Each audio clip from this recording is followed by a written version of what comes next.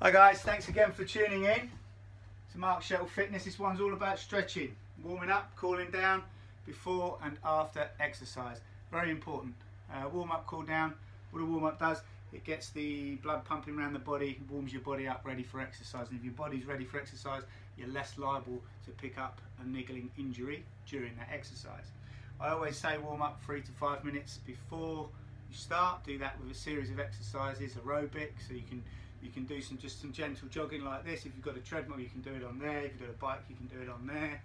And you can just do what I'm doing here is called dynamic stretching. If I held it like that, it would be a static stretch, but the fact that I'm moving it and letting it come up and down, this is another one. I was doing this, I held it there, it's a static stretch. I'm stretching down here on the insides, but the fact that I'm moving it about, what I'm doing is I'm making it into a dynamic stretch. Nothing wrong with that. So always do a combination of aerobic.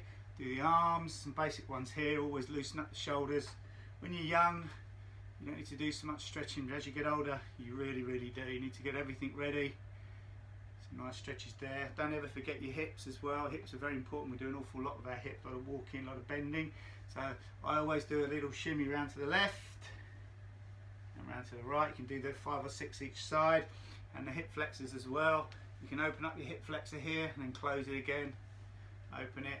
Close it, really good, keeps them flexible. So when you're bending, when you're moving, when you're twisting, when you're turning, make sure you don't pick up any niggling injuries there.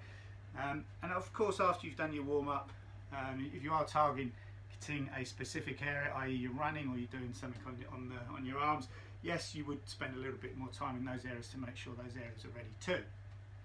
All sorts of stretches you can do. I've showed you a few there. Here's some other ones for your arm. You normally hold these for about 10 seconds. I'm popping through them quite quickly. Don't ever forget your hands. That's quite a nice stretch on your hand. You can feel that across here, especially if you're doing press-ups, sit-ups, and then bend it back again there. You can go down the back of the neck with your arm as well. See what I'm doing there? In the back of the spine. Leg stretches as well. That's a nice leg stretch there. You would normally push that out just a short distance and then extend it after 10 seconds and after 10 seconds on your alternate legs. More on the arms, you can do a standing cat stretch here. You can hold your hands here and drop your head between your arms. You can feel that down the back. You can take that around the back there. Push chest out, shoulders in, stomach in. There's one there. Don't ever forget the neck. Neck's important. Don't ever bounce this. Just hold it down a few seconds, up, look above you. I always say to people to look round to either side and try and look over your shoulder, but keep all this still and facing the front.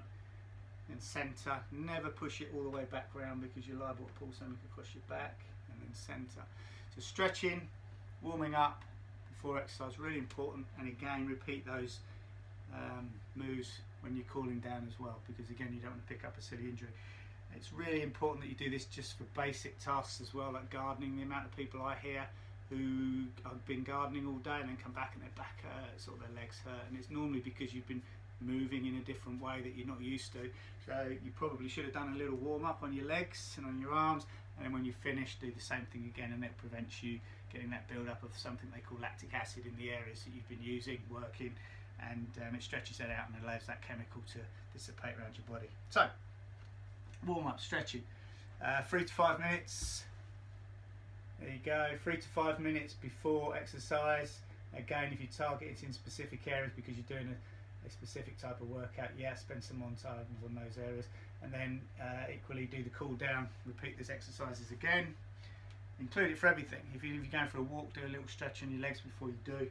Gardening especially, because the amount of people you see get sore backs or sore legs or knees.